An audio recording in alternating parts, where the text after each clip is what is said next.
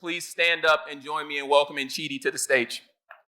So, you've been doing a lot. You just came back from speaking at Congress. You got the restaurant going on. How are you doing today?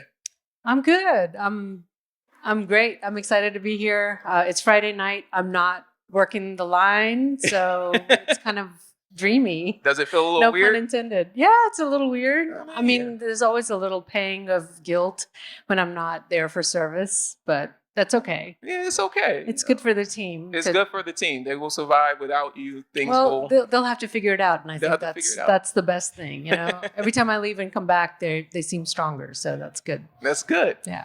So you got to leave more often. There's a balance. Yeah. So we want to talk to you tonight about your journey as an entrepreneur, as a restaurant owner, as a chef.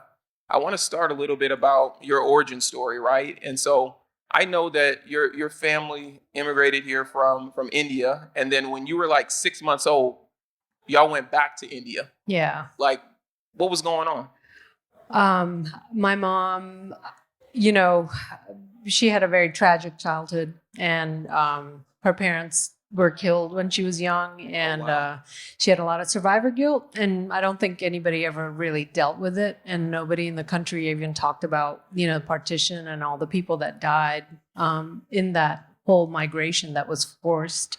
So I think being in America was like an amazing thing for her, but she was really conflicted about losing touch with her culture and raising daughters or raising children in America and leaving her siblings behind. And she had this like imagination that they were maybe starving, or they, here they are pursuing, wealth, really like pursuing a comfortable life. And I think she just really felt guilty about it. So they had a 5-year visa, and they were supposed to extend it. And she was like, no, let's go back. My dad's like, oh, okay. Yeah, and so he didn't, they didn't extend it. And then she got pregnant with me, and she was like, no, I think I want to stay. And it was like too late. It's too late. Yeah. And so when they went back, when y'all went back, was it the intent that you were going to stay, or was the intent was like, we're going to go back for a little bit and then we're going to come back to the U.S.? I think they weren't very deliberate about it. I think my mom had imagined that they were going to go back, and then reality hit when they went back, and it was just like, what are we doing here?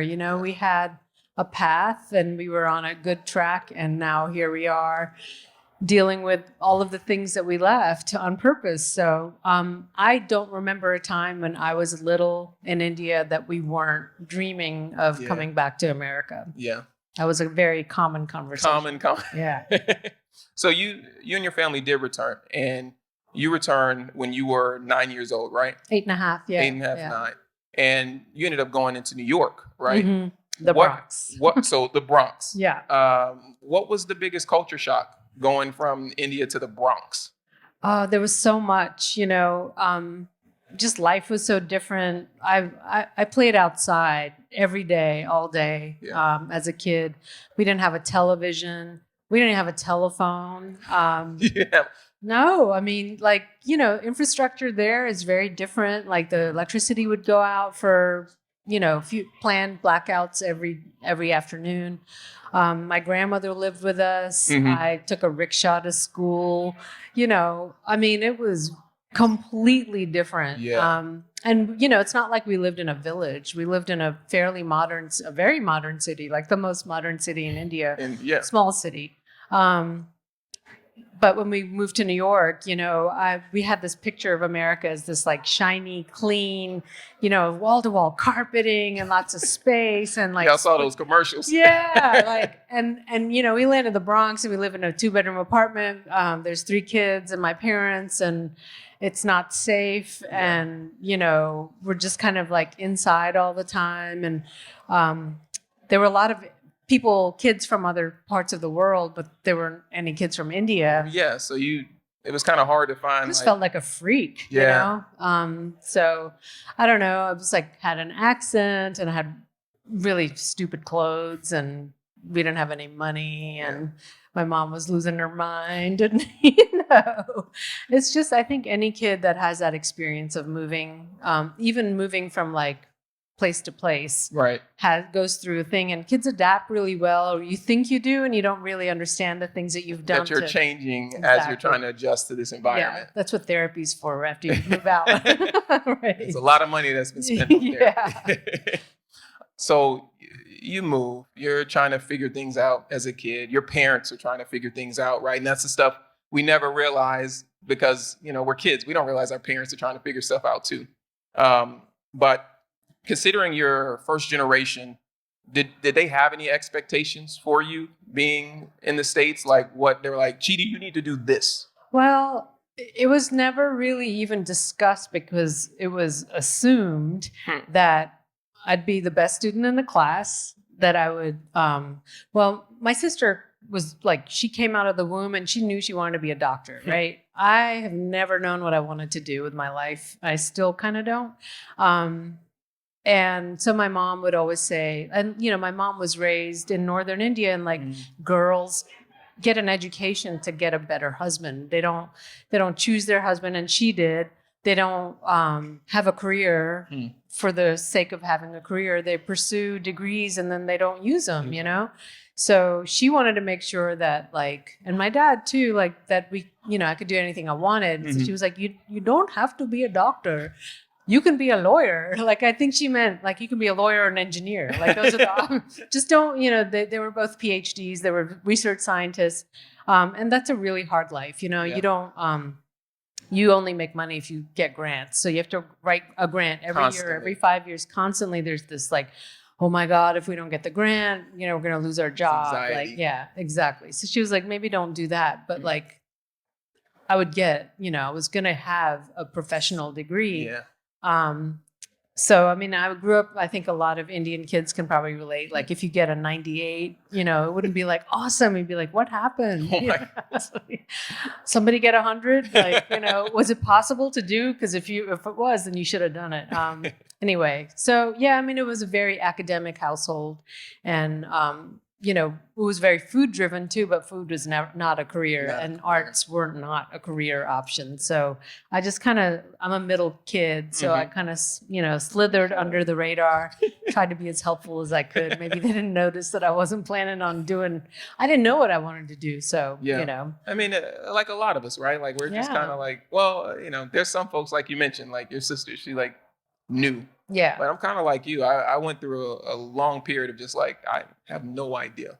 Yeah. What I want to do from a career or just life standpoint, just kind of went with whatever was happening. But I know food was, while it wasn't thought of from your perspective as a career, it was like a passion, right? Yeah. And how did food start to show up in your life, and how were you engaging with it?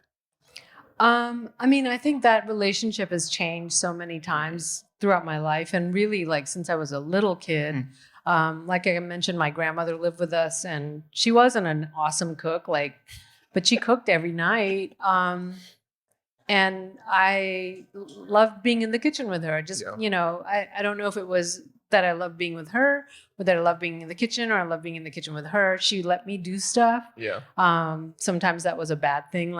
She'd let me make flatbread on the pan, and I burned myself, your mom must have been. But she just wanted to please me, and I wanted to please her. And it was this very, bond. Yeah, it was a very sweet bond. And it was all really around milk and bread and spices, and even washing the dishes. I just couldn't wait to be a big girl and do that. And then when we moved to America and my mom was working, then it was I was her helper. So I would get dinner started, and it became a chore. But then I also there was a separation between what we were eating for dinner at home, and then I would read cookbooks. We would go to the library sale and get a box of books for $2, and I would always get the cookbooks. And so there was my mom doesn't use cookbooks. We just cook, but then there's this whole other way of doing stuff. That's happening. Yeah, so it was kind of a fun study for me. And then it became a vehicle for procrastination. When I was in school, I would, go to the dorm kitchen in the basement and make a bunch of food and get people to eat. And then, I was just always kind of driven by it. And now I have a very different relationship with it. Yeah, yeah. Business oriented, but probably still, passion filled too, right? It's a lot more. It's different. It's regimented. I have to I can't. It's very rare that I get to just cook without recording the recipe. Like I have to be thinking about. You have to be constantly thinking about how you can scale it across and share it with the rest of your chefs. How to translate it. How to transcribe it. How to cost it out, and like what's practical. There's all these parameters, which is sometimes a good vehicle for creativity. But it's different. I get it. Yeah. But one thing I wanted to touch on too was that Dreamville Festival, tomorrow and Sunday is music, and I know that you went from New York to North Carolina, and music was also it's probably still a huge passion of yours. Like, tell us about that. Like, were you obviously probably pursuing a music career, or was it just, a passion and you were interested in it and you were just going along with it? Well, so part of like assimilation in New York, when I was, 11, I mean, I was always really into music, but in India it was like, the Beatles and ABBA and Bollywood records and, movies or whatnot. And when we moved to New York, there was all of this like awesome, these punk bands were happening, and like the radio was amazing, and like, people were doing cool stuff, and it was just like obsessive. And it was also a good way for me to be friends with people, especially like guys, and not in like a flirty way. I just like, a commonality. Oh, I love The Who and I love Led Zeppelin too. It was kind of a good language. So it, I was kind of always into it. And I went from New York to UMass actually. Okay. So, when I was in college, I worked at the radio station, and, so I started thinking, well, maybe this will be somewhat a legitimate career, and I could be a manager for a band. I don't want to work for a record company, but maybe I could.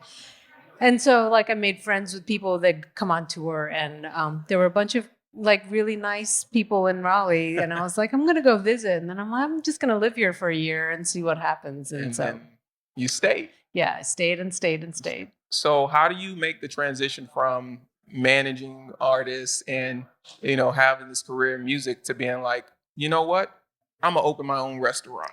Yeah, man. Like that's such a it's creative, but it's still two very different things. It was very different. So I'm 22.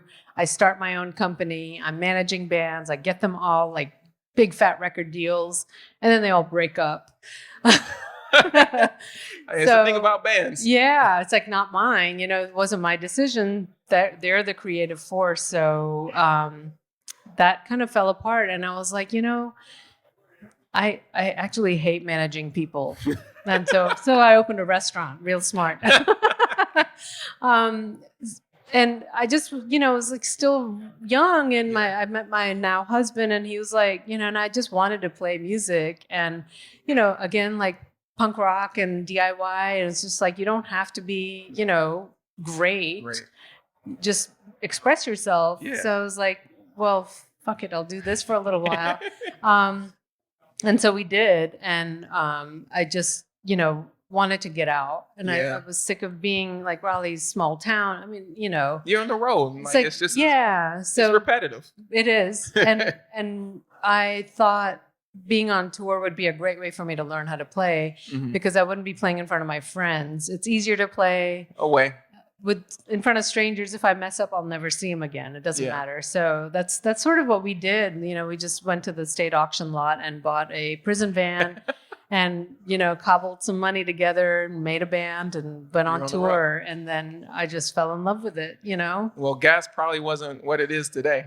Well, it went up and down. It seemed like every time we went on tour, gas would go up. It's just one of those things. But in the meantime, my husband and two friends opened a music venue on McDowell Street next to where Pools is. Now there's nothing there. But it was just like a cinder block building. It used to be a tire factory, and they opened a very basic music venue. and a lot of great bands came through, and I didn't want to have any part of it. And so this is, Raleigh's like really small, and there's nothing happening downtown, and rent's super cheap, and nobody's doing anything downtown. Sounds like opportunity. Yeah, that's exactly what it was. And so that they did that for like 5 or 6 years. We were on tour all the time, and I would come back and I'd just be like really wanting to cook, and I was working in a restaurant to support being in a band. So you had. So like music and beverage and food kind of all became, they lived in my life in a very uncomfortable way because they were all kind of separated. Yeah. But when the building got torn down that King's was in, we started looking for a space that had restaurant as a part of the concept. Yeah.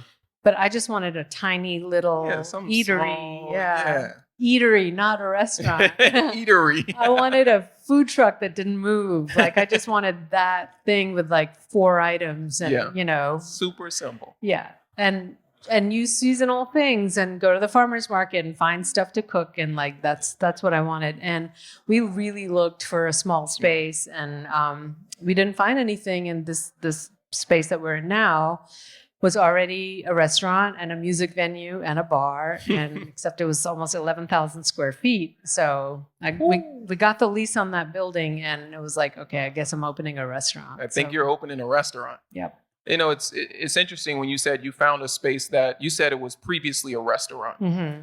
How important is that versus like a completely why not go with a completely new space? It's really expensive.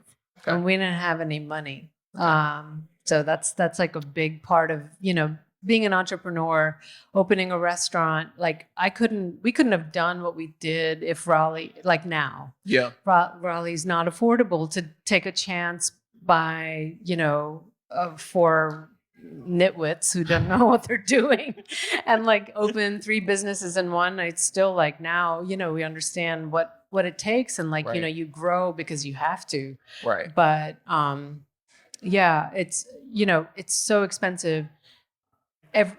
Plumbing, construction, electrical, and then a space that size needs sprinklers, and then you need a fire alarm, and like, you need hundreds of thousands of dollars. Now that build out would be millions of dollars, and like that's just never going to be feasible. You're not going to make that money back. No, and also like I didn't know how to go to a bank and get a loan and write I didn't have that language at all. So, I had saved money from being a manager. We got a down payment on our house. We bought our house early. So we were, refied. And Wow. So we did a lot of the work in the restaurant. Like, yes, it was built out, but it was ugly. So we renovated, and a lot of it was like with our own hands and our friends who were really talented, carpenters and like fix-it-alls, and like we know how to do auctions really well. So, it takes. It takes a village. Just like they say it takes a village to raise a kid. It's very much the same for businesses, right? Like you can't pay for everything. It doesn't make financial sense to pay market for all of these things. You got to figure out how to call in favors or trade things where you can. Now, one thing I didn't hear you say was that you didn't say you went to culinary school. So how did you learn the techniques, to cook? Terror is sometimes a really great teacher. I studied a lot, like on tour, you'd have like 6 hours a day, and I don't like to talk very much. And my bandmates are all dudes, and they're just like blah, blah, blah, blah. And I'm in the loft, like reading cookbooks and studying and like watching videos. And then, I remember right before I was like getting ready to open, I was like, I don't know how to break down a fish.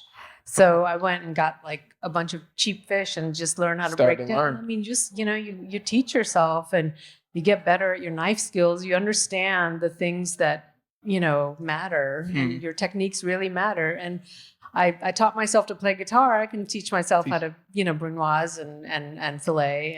And I still study all the time. So, there was a long time when I really wished that I'd gone to culinary school, but, all of my friends who were like, you just have such a, natural and, inventive way of looking at things because you didn't get beat down by culinary instructors. These techniques that, clearly you're doing fine.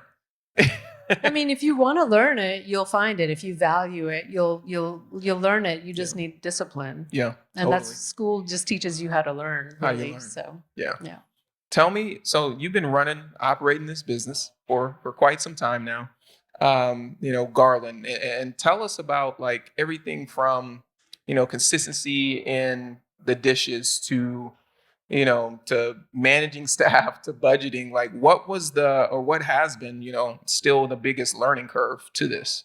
Managing people, I think that's still it's the hardest. It can be the most rewarding and also like the most painful. Like I remember the first time somebody gave me their notice, I was just like, but you've only been here for 3 months. Like you can't leave. You can't move to Philadelphia. What are you thinking? Like, how could you do this to me?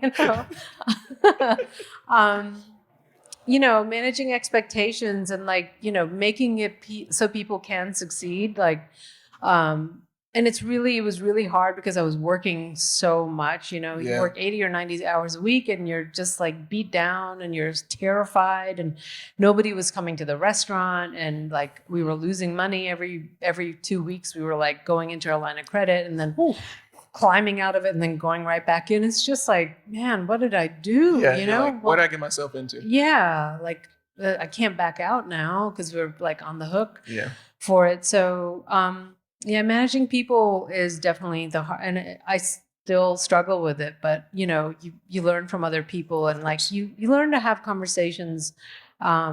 Initially out of desperation, but then you realize that like everybody's kind of had this learning curve, and there's an actual like skill set, and there are things that you can learn how to be a better manager and how to be a better leader and a mentor, and like the things that you implement into your business matter, and like the math of it is all connected to it. Same with consistency with recipes. Like you can't be the only person who knows how to cook something. Yeah, you can't do everything. No, you can't. And you got to come up with ways of like writing a recipe that people can understand and do it over and over again. If it means like you got to divide it up into sections, then that's actually the smartest way to do it. That's what you do. Yeah. Tell me about this last 2 years. You can plan as much as you can for the worst as a business. Yeah. But I can't imagine you were thinking, a global pandemic. I know what to do here. Yeah. Like, how has that been as a restaurant owner? Well, it's it's life-changing, I think, for everybody. But I remember when it first happened, I was like, oh my God, we're gonna get like 2 weeks off. Yeah, we have enough money to pay our staff for 2 weeks and not worry about it. And right. We got this. And then in the beginning of the pandemic, every day was like massive change and like the numbers and the numbers. And then somebody told me, is like, I think it's gonna be like 6 weeks. And I was like, oh man, I don't know. So after like a day, we realized that there's no time off in this. Like we closed, we realized who we could keep on our team and who needed to be paid and couldn't actually legally go on unemployment. Wow. So, we committed to paying them. And then we kind of, when I knew that there was going to be federal assistance, we furloughed everyone. And then we started working on how do we operate safely? How do we get grants? How do we, what are these different programs that are happening of feeding school children, and how do we do meal kits, and like, is takeout safe? Like how many people, all of that stuff. So there was like,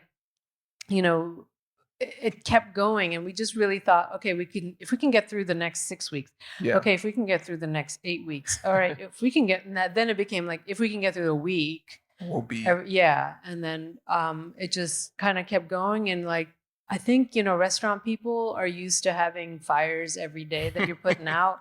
And it just became one of those things where you kind of have to center yourself, and like the anxiety after a while, there's only, you can't drink every day and you can't not sleep. And so the answers always come back to like, taking care of yourself. Yeah. So you can take care of other people. Other people. So you can take care of your business, and you just do what the situation calls for. And once people started talking about vaccine, it was like, all right, this is over now. And then we learned, like, I think actually last year was harder than 2020. Wow. Yeah, just because like the shock of it, going from everybody getting vaccinated and reopening the dining room to like, oh, We're there's doing a this. variant, and then there's another variant, and the team that we had sort of kept, and then we got some of our old folks back. And then once we went through that change, they were like, I can't. They were like, I'm done with it. They were gone. So then staffing becomes a challenge. Staffing was like a gut punch. It was like an existential crisis. Wow. Yeah, it was hard. So it's, that was 2 years ago almost, when that 2 week, you thought Yeah, it's been more than 2 weeks. more- March 16th is when we shut down. Yeah. Right. And now, we went to the restaurant the other night, and things, feel semi normal, right? Like folks are coming back through. I have to mention that, you've been nominated for a James Beard Award, and all of these things seem to be happening. How do you think about it today? Like, what do you think about, the restaurant today? Do you feel a bit more at ease, or like you still have those anxieties?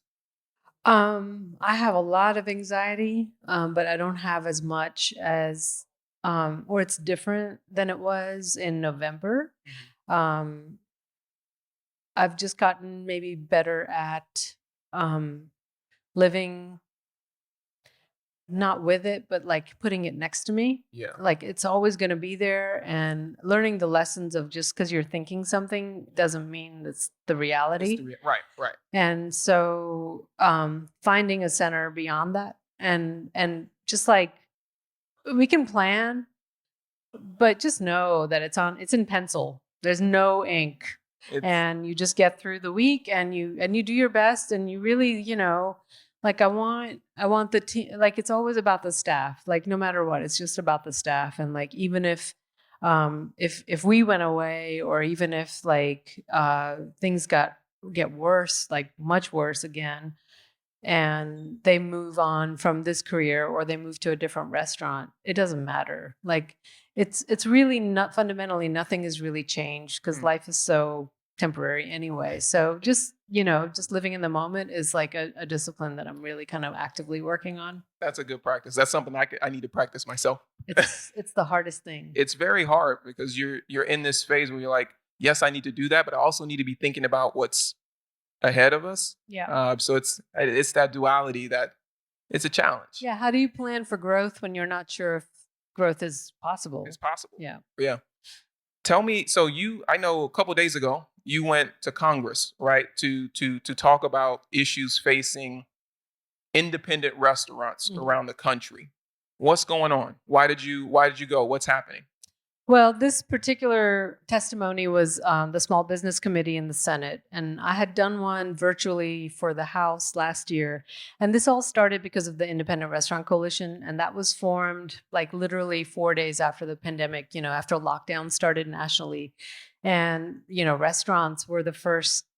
We're always on the front line. Something is happening, look to your independent restaurants, and you'll get a vibe for what's going on. What's going on, right. And so restaurants were like freaking out. Remember when we thought that we could get COVID from a paper bag? Oh, yeah. And like from takeout containers, and like bleaching everything, and like washing your grocery bags before you brought them in the house. Like, we didn't know anything. We didn't know. And so restaurant owners, independent restaurant owners generally are working really hard all the time. And we operate in a bubble. Like, we get there in the morning, we manage the morning staff, we stay through service, we manage the evening staff. We're like, doing 100 things. We're plumbers and accountants and doing all of it. We don't think of ourselves as a collective industry. And when the pandemic started, we're like, oh my God, we're not we're like all in this together, and there's nobody advocating for this part of the industry. Chili's and Outback and McDonald's, They're and good. they all have a seat at the table in DC, and they are the ones who are influencing the laws, and they're the ones who are keeping the minimum wage what it is and the sub minimum wage what it is. But nobody's talking about the innovative ways that we, source from local farmers, and we pay our staff more than than we're like legally obligated to. We find creative ways of making people come together, and we anchor our communities, but we're not represented in the government. And we need help. Like if we go away, like we're 4% of the GDP, 4% of the GDP, and nobody knows that. And there's 350,000 restaurants applied for a grant that took a year to become a reality, which is a really long time in a pandemic. But also, that's a really that's massive. That's a massive success to get a coalition together to write a grant program, to get it submitted in the Small Business Administration, to get it administered, to have Congress pass it. Like it's, amazing work, right? Well, it was supposed to be, we asked for $120 billion. Oh, wow. And we got funded for $28 billion. And we were kind of given a promise that this was going to be a down payment. Yeah. And so we're like, okay, well, as long as the infrastructure is there, refilling it shouldn't be a problem. Right. It's already technically should be there. Yeah. But so 300,000 restaurants applied within the first month. I mean, most of them in the first two or 3 days. And only, only a third of the restaurants got funded. And these are not, everybody's like, oh, restaurants made, $10 million grants. No, the average grant was $500,000. And just a real synopsis was like, it's your losses. It's recovering your losses. It's you submit, and everything is proven, and, you have to submit a lot of documentation, but we're good at doing all this stuff. We know how to, consolidate a PDF and submit it. Like we got this. So here we are a year later, and still nothing. So, the conversation was theoretically about the supply chain, but, guess who's bearing the brunt of the supply chain issues? Restaurants. So, we were fortunate to get the grant, and I know, there's no question that if it wasn't for that, we would be gone. We would have gone out of business a year ago, 100%. There's no way. It's just impossible. But we can weather these labor shortages and paying $85 a box for fryer oil when we used to pay $35. What? Yeah, I've paid up to $100. We use non-GMO oil because we're very health conscious, but. Still, it's I can't even get it. And this, so many things are global market, and we source so much locally. So we didn't really have as many issues as somebody who runs maybe a sports bar and they get commodity wings or whatever. Their prices have gone up like crazy. Mm-hmm. I can rewrite my menu and put a different cut of things on there. Nobody's going to think twice about it.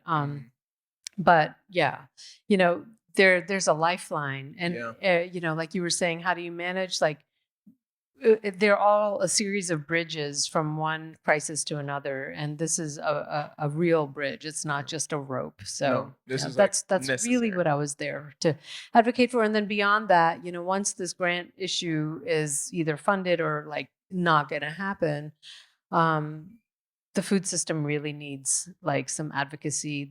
It's broken, and the labor system is broken, and all of those.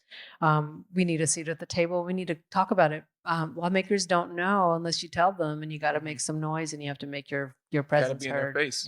Yeah, that's right. One more question for you before we take a question from the audience. You've navigated a lot of different circumstances in your career, whether that was, figuring out what you wanted to do, to getting into music, to opening a restaurant. Now, for, someone in our audience that might be interested in doing that, what advice would you have for an aspiring restaurant owner and chef? Well, if somebody had given me this advice before I did it, I might not have done it. But, I think a bigger question is, I mean, there's restaurants, right? So you should work in a restaurant first. Yep. You should get the training that you need. You should try to operate something like you own it. Like try to manage something like you own it, just to see how it feels. Like, but don't get stuck. Yeah. But overarching, I think, like what you were saying earlier in this conversation, like the things that you're passionate about. Right. Think of them as your career. And I think we were talking backstage about like most people in this country have 3 careers in their life, and nobody really tells you that. So don't think about the decision as though you're, looking ahead, like, is this, I'm going to make this decision for the rest of my life. Like, think about the moment and think about where you are and be creative and fuel your creativity. If that's like what inspires you, figure out a way to do it, and then know that life will bring you to the next step, and it'll feel right at that time. So. I love that. I especially love the statement about the 3 careers, because you're right. No one talks about it. Yeah, I'm not making my decisions from when I was 20. Like, I'm glad I didn't. Yeah.